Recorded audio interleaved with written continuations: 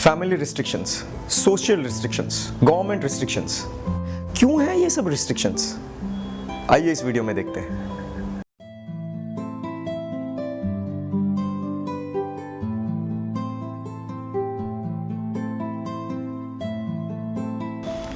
नमस्कार। इसके पहले के एपिसोड के दौरान एजुकेशन इन इंडिया और अब्रॉड के बहुत सारे एस्पेक्ट्स पर विचार किए। आई होप कि आप सभी उन पॉइंट से कन्विंस हुए होंगे। तो चलते हैं हम आगे।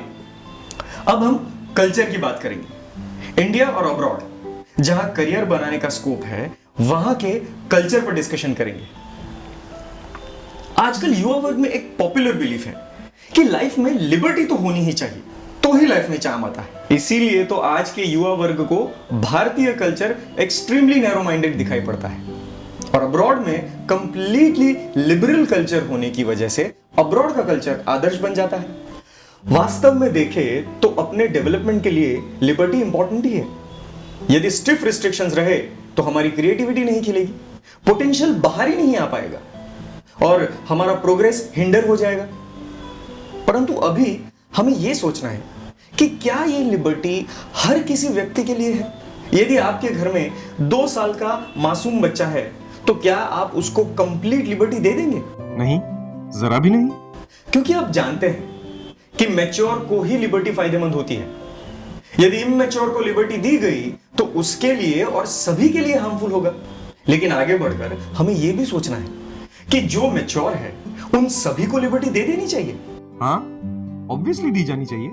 जरा सा डीपली सोचेंगे ना तो आपको आंसर मिलेगा नहीं। क्योंकि मैच्योरिटी होने के बावजूद भी यदि व्यक्ति में सेल्फ कंट्रोल नहीं है ना तो वो इमैच्योर की तरह ही नुकसानी खड़ी कर सकता है। वो कैसे? मैच्योरिटी तो है ना। हाँ है, अग्री। अभी चलिए हम एक एग्जांपल से इस बात को समझने की कोशिश करते हैं। जिमित को कार ड्राइव करने का बहुत शौक है, वो मैच्योर भी है, लेकिन जब भी स्टीयरिंग उसके हाथ में आता है ना तो उसका खुद पर से कंट्रोल ही हट जाता है। वो रेकलेसली कार चलाने लगता है। तब आप ही कहिए, क्या ये एक इमैच्योर बच्चे जैसी नुकसानी खड़ी नहीं करेगा? बिल्कुल करेगा।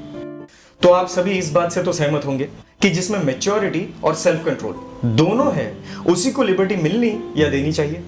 करेक्ट? लेकिन आमतौर से देखें तो सोसाइटी में हर कोई मानव मैच्योर और सेल्फ कंट्रोल वाला नहीं होता है। उनको लिबर्टी ना भी मिली तो भी नादानियत वगैरह के कारण नुकसानी खड़ी कर सकते हैं।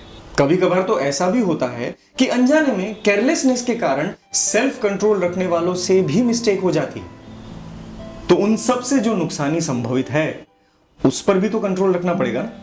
देखिए, आपकी पहले की बातों में दम था, लेकिन अब आप समाज की दमन की बातों पे चढ़ गए हैं। 18वीं सेंचुरी के ऑर्थोडॉक्स रेस्ट्रिक्शंस की बातों पे ले जा रहे हैं। आप कंट्रोल शब्द से घबरा गए। हम कंट्रोल का मीनिंग सेफ्टी की ओर ले जा रहे हैं, दमन की ओर नहीं। यदि समाज के इमैच्योर या तो अनकंट्रोल्ड तत्व समाज के लिए हार्मफुल बन रहे हो तो समाज की सेफ्टी के लिए उनको कंट्रोल करना एक सभ्य समाज के लिए अनिवार्य है। आप सामाजिक अपराधों के दंड व्यवस्था की बात कर रहे हैं? दंड व्यवस्था भी एक प्रकार का डैमेज कंट्रोल का अंग ही है ना, लेकिन वो तो नुकसान होने के बाद डिटरेंट के रूप में उपयोगी होगा। हम तो नुकसान हो उसके पहले ही कंट्रोल किया जा सके उस व्यवस्था की बात कर रहे हैं। फॉर एग्जाम्पल, रोड पर एक्सीडेंट वगैरह करने वाले को दंड दिया जाता है, लेकिन ऐसे क्राइम हो ही नहीं उसके लिए ट्रैफिक रूल्स बनाए जाते हैं। सिग्नल का पालन करिए, व्हीकल्स बाएं चलाइए, स्पीड को लिमिट में रखिए वगैरह वगैरह, और उसकी व्यवस्था ट्रैफिक पुलिस को सौंपी जाती है। उसी तरह समाज में क्राइम हो ही नहीं, समाज हमेशा क्राइम से फ्री रहे, उस तरह की व्यवस्था अच्छी सोसाइटी के लिए बहुत जरूरी है। आगे बढ़कर कुटुंब, परिवार और राष्ट्र से जुड़े हुए मनुष्यों की लाइफ में इंडिविजुअल लेवल पे भी वे कहीं इमैच्योरिटी से या इनर वीकनेस की वजह से गलत रास्ते पर न चले जाए, हानिकारक एडिक्शन या ड्रग्स में न फंस जाए। इसलिए कुटुंब, परिवार और राष्ट्र के भी रेगुलेशन जरूरी है। यानी सोसाइटी में ट्रैफिक पुलिस का रोल परिवार, समाज और सरकार सभी को मिलकर निभाना जरूरी है। इस व्यवस्था को आज की भाषा में इररिस्पेक्टफुली मॉरल पुलिसिंग कहते हैं। चलिए सबसे पहले परिवार के थोड़े से रूल्स देखते हैं। बेटा, इस तरह से किसी को भी मारना नहीं चाहिए। झूठ बोलने वालों की जबान की कभी कीमत नहीं रहती बेटा, इसलिए अपने मुंह से कभी भी झूठी बात नहीं निकलनी चाहिए। छोटी छोटी बातों में भी हाथ सफाई करने वालों के लिए अपने घर में जगह नहीं है। लड़कियों के साथ इस तरह मस्ती नहीं करते हैं।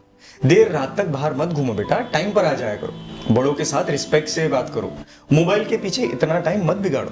खराब फ्रेंड्स और उनकी खराब बातों से अपनी जिंदगी बर्बाद हो जाएगी बेटा, इसलिए उनसे दूर रहो, वगैरह वगैरह वगैरह। इस तरह सामाजिक और गवर्नमेंट के भी रिस्ट्रिक्शंस को देख लेते हैं। जैसे हाथापाई, खून वगैरह, हिंसा करना वो गुनाह है। धोखेबाजी करना या चोरी डकैती करना अपराध है, नीच कृत्य है। ओपन में जातीय मर्यादाओं का उल्लंघन करना निंदनीय काम है।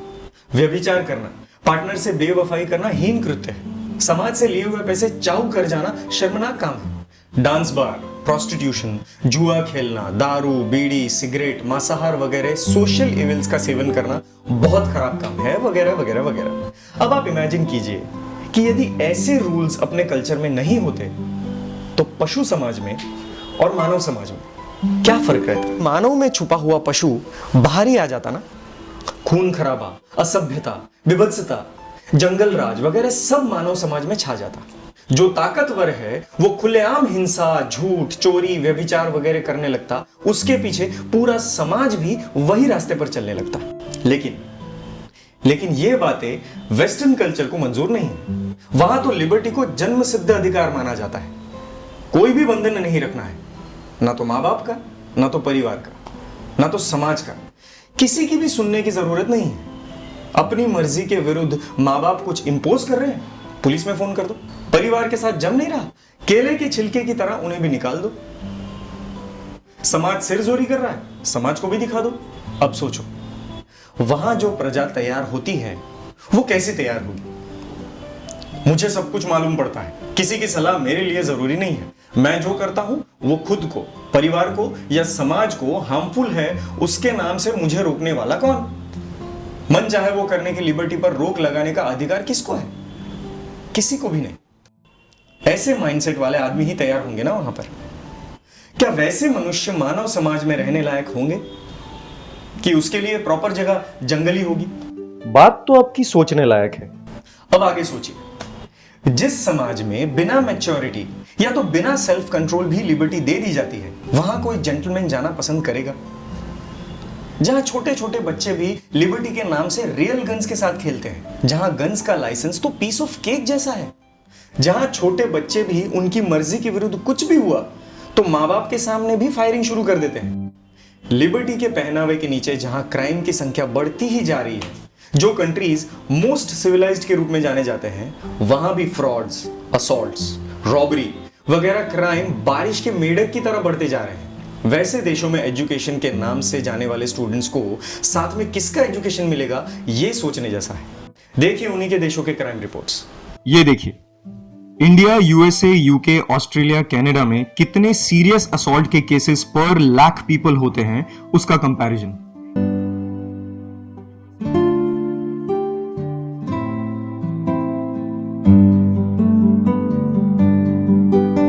ये देखिए, हम जो गन्स की बात कर रहे थे वो भी कितनी एविडेंट है।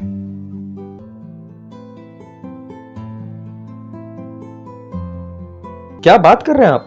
उन विकसित कंट्रीज की ये हालत है। सिर्फ इतना ही नहीं, अनकंट्रोल लिबर्टी या इररिस्पॉन्सिबल लिबर्टी समाज को एडिक्शन की कौन सी हद तक लेकर जाता है, उसके भी एग्जांपल्स ये सिविलाइज्ड कंट्रीज हैं। हमें लगता है कि वहां लिटरेसी ज्यादा है, लोग पढ़े लिखे हैं, तो वहां व्यसन कम होगा, यानी ड्रग का सेवन कम होता होगा।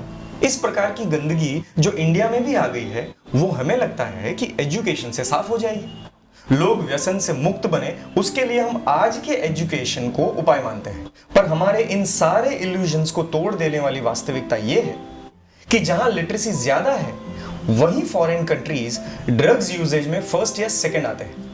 वहां स्टूडेंट्स को कैसे ड्रग से बचाया जाए उसकी उलझन है, पर लिबर्टी तो देनी है, क्योंकि क्या खाना है, क्या पीना है, उसमें कोई दखल अंदाजी तो चलती नहीं है। मेरे नशे के कारण मुझे या मेरे परिवार को या समाज को क्या नुकसानी होगी, वो सोचना तो लिबर्टी के राइट को इन्फ्रिंज करने जैसा है। इसका नतीजा ये आता है कि most civilized, most literate, most powerful western countries में भी करीबन हर 100 सिटीजन में एवरेज एक ड्रग एडिक्ट मिल ही जाता है।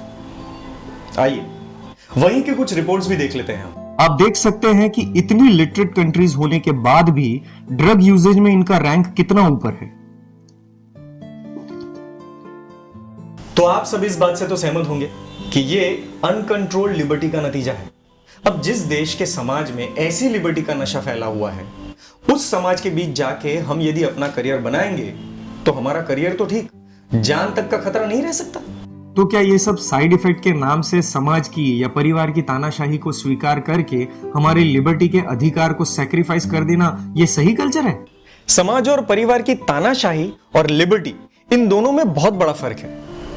दरअसल हम लिबर्टी के सही मीनिंग को समझ ही नहीं पा रहे, लेकिन हम इसे समझने की कोशिश जरूर करेंगे अगले एपिसोड में। तब तक के लिए धन्यवाद।